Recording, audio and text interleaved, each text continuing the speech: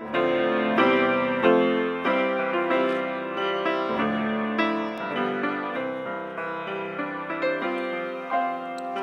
Father, He showed mercy when He sent down His Son to die for me on Calvary and shed His life's blood, that the riches of His glory might be made known to the vessels of mercy He's prepared for His own.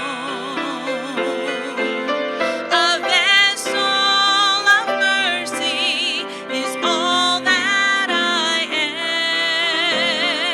am. If you see any good in me, it's because of Him.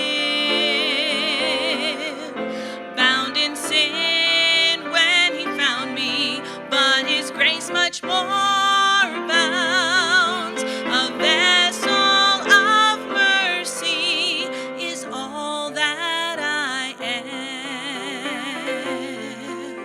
And sometimes it's painful when He touches this clay, shaping and molding me when I've gone